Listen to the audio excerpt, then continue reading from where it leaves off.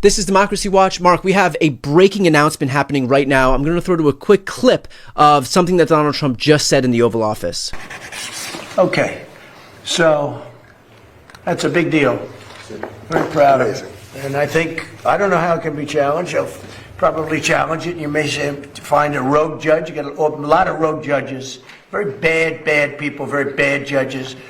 But that's the only way that can be changed, and hopefully we'll win on appeal if it is, but I don't see how anybody can challenge it. I don't see how they can challenge it.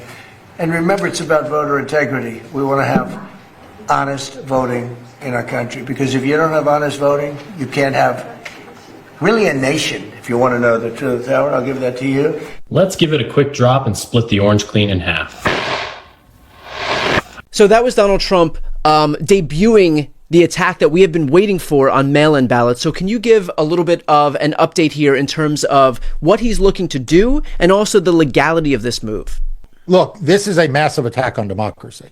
There's no other way to describe it. You know, you've been waiting for people to decide that we are in a constitutional crisis or we're not in a constitutional crisis. What you just watched is a constitutional crisis. It is the president of the United States deciding that he's going to take over voting when he does not have the constitutional authority to do so, and a federal court has told him that in a prior case. It is Donald Trump saying that he's going to ban mail-in voting based on a list he's going to create, his administration, to say whether you're allowed to vote by mail or not. And it is Donald Trump, in violation of the Constitution and federal law, saying he's going to take over the U.S. Postal Service to do so. So anyone who has not woken up to the fact that the House of Democracy is on fire and the Republicans have been caught with gasoline in one hand and matches in the other, that video should tell you everything you need to know.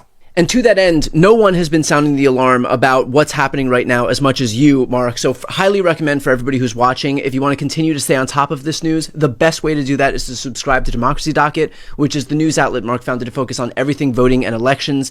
This is also a great way to support his work, not just in the media space, but in the courts, where, as he mentioned, he'll be suing. So, Mark, I want to talk about that a little bit as we move forward here. What are next steps here in terms of preventing this from moving forward? And also, what happens in those states where Republican governors decide to acquiesce to what he's doing? Legality be damned. Yeah, so you asked two really important questions. We are in uncharted territory. You know, there's a lot of time that we bat around this idea of a constitutional crisis. Well, I'm here to tell you, if there was any doubt if we were in a constitutional crisis, Donald Trump violating the U.S. Constitution's plain language, having been told by a federal judge after we sued him over his last executive order that the president has no role in regulating elections, him doing this is the definition of a constitutional crisis that we are just at the beginning of. We're not at the end of. So look, by the time most people have viewed this video, I'll already be in federal court blocking this in Washington, D.C. And as Donald Trump knows, because he knows me by name and he calls me all kinds of names and threats, because I beat his ass in court before and I usually win when we challenge this, we'll be in court again. But Brian, you raised the right question. You raised the right question, right? You know, so I block this in federal court and a bunch of blue states say, you know, we're not going to comply with this. What happens when Ron DeSantis says, you know what, we think this is a great idea? What happens when Governor Abbott says, you know what, we're going to do this voluntarily? What happens when local Republican sheriffs around the country decide to take steps into their own hands, or local election offices say, you know what, controlled by Republicans, you know, we're not going to send out mail-in ballots without these voter suppression things in place. So, look, it's going to be a rocky ride. And I've said this before, we're going to have elections. The question is how fair and free they are. And so you need to, you know, be paying attention, and you need to be an active citizen. Now's not the time to take a seat on the couch and tune out. Now is the time to steel your spine and stand up and become part of this opposition movement. And part of it is sharing good information. And that's why we publish it on Democracy Docket, but it's also why Brian does this every day, day in, day out. And so I need you to share this video. I need you to like this video. I need you to subscribe to this channel, because it has never been more urgent than it is right now, and it is going to be for the next 7 months. Mark, in terms of the timeline that we're working on here, we only have, a few months until midterms. And so normally Purcell would kick in where you can't make any major changes before an election because it would be too catastrophic in terms of the impact. There would be too much confusion. But how does that work right now, given the fact that there are already ballots being printed, primaries are already underway. There are entire states that rely on mail-in voting. Utah is basically entirely mail-in voting. California, where I am, is an entirely vote by mail state as well. Even Trump himself votes by mail in Florida. And so isn't that the irony? I mean, Brian, isn't that amazing? Yeah. Look, has irony ever stopped Donald Trump before? No. He's perfectly content to avail himself of the convenience and safety that mail-in voting provides. And yet he can stand there, and speak out of both sides of his mouth. On one hand, cast his own ballot while he's in D.C. down to Florida, even though he goes to Florida and has his winter White House in Florida, and yet, on the other hand, he claims that it's rife with fraud, and anybody who does it should not have the opportunity to do so. So, look, the hypocrisy knows no bounds with him. But going back to the question, right, but Brian, I wanna pick up though on something you said, because I think it's really important. I don't think Donald Trump is going to target Utah. Maybe he does because there's a congressional district there as a result of a lot of hard litigation and a hard-fought victory, notwithstanding a Republican assault. There's now a district that Democrats can win in the Salt Lake City area. But I want to pick up on your home state of California. Because let's be honest, Donald Trump has been lying about voting in California since 2017. Yeah. That's right. Literally, I think it's actually maybe even go back to 2016. Yeah, but certainly by 2017, he was already systematically lying about voting there. Totally. He said there were 3 to 5 million undocumented immigrants who voted for him in California, and that's why he actually won this state. Right. And as you know, as well as anyone, and people who regularly watch this series know, California is in some respects the key to the midterm elections. Because there are just so many House seats there, and because Democrats, in response to the gerrymandering that Republicans did in Texas, redrew the California maps. So if you're Donald Trump and you're looking for bang for the buck, right? You're looking for where's the place where you want to, decrease the ability of Democrats to perform and increase false claims of fraud, right? You target California.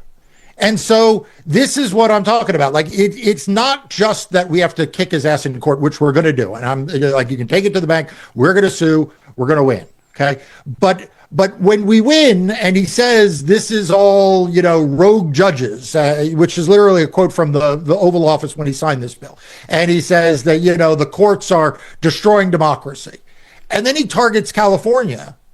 You can see where this is going to go next and why this is going to be such a challenge, because there's a right-wing sheriff in California who has seized on, an election that wasn't even close to seize 650,000 votes, right. 650,000 ballots in Riverside County, California. And so we all need to, like I said before, we all need to be prepared for what's ahead. And that means supporting, the legal efforts. And, my law firm and I, we are in court already. We are stretched further than we've ever been stretched. We're in court in more than 80 places. And now we're going to be in 81, I guess, after this executive order. But it also means keeping informed on news, information, analysis that you need. And that's the work that Democracy Docket does, but it's really the work that Brian and I do on this channel. The first thing, if you want a little behind the scenes here, the first thing when I got wind of this executive order coming down is I texted Brian and I said, Brian, we got to get this out through your channels because no one has the reach you do. And here we are. We're recording this literally as the ink is setting in the Oval Office. Brian was joking. What did you say? Donald Trump, as we're recording, still in the Oval Office talking about what the windows you said? Of course. He's talking about the windows that are going to be used, how secure the windows in the new ballroom are going to be. So that's what he's talking about right now as we're recording this. Yeah. So staying informed, keeping yourself up to date in the minute by minute, not just the day to day, but the minute by minute about what's going on about voting and elections in court is going to be critical to anyone who wants to defend democracy. And so you're going to hear more asks from me than you've ever asked before to share this information and to please join this community right now. Thank you. And I would also reiterate, part of joining this community is not just subscribing to this channel, but also subscribing to Democracy Docket and making sure to elevate Mark's voice that way. Mark, as we look toward the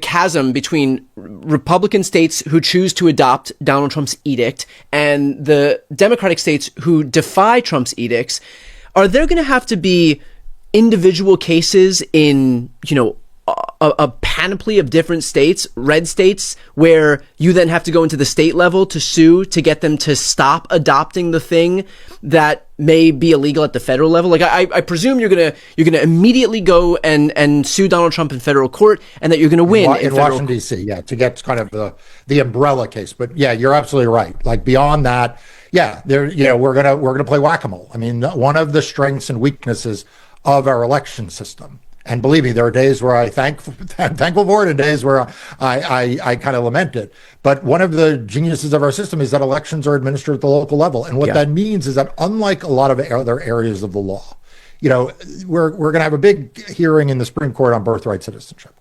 Birthright citizenship is a critical case, very important to voting, important to just civil liberties. But like, fundamentally, you file a lawsuit against the birthright citizenship executive order, and you get nationwide relief. And there's really no individual state variation to that. In the voting context, one of the reasons why we're constantly in court and we're constantly talking about this case and that case and what happened in the Eighth Circuit and what happened in the Fourth Circuit and what's happening in Texas and what's happening here, in gerrymandering here and there, is because these all get administered by the states. So sure, we can block an executive order at the state level, but that doesn't restrict any governor or secretary of state or election board or county, right? I mean, like it sets precedent. But that doesn't mean that we then don't have to wind up litigating state by state, county by county, all around the country. And look, I created Democracy Docket to give people a window into what is happening to democracy in court, because there's a lot of lies coming out of the other side. The other side is constantly telling lies about what's happening with these voting cases and the various policies and the court cases. And so I started Democracy Docket to give you the benefit of inside information, both to get it from me, but also to be able to read these cases for yourself, because we post all the pleadings in the originals online. And I do this series with Brian because there's nobody, and I mean nobody, who's got a bigger audience that is more pro-democracy day in, day out, committed to the pro-democracy cause than this man.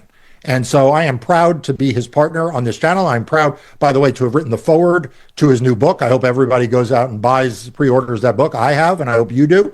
But I also want you to listen to what he has to say. He does a series with Glenn Kirshner on the judiciary, which I watch, but he does a lot of information analysis, and it is just going to be the essential tool that you're going to need in the weeks and months to come.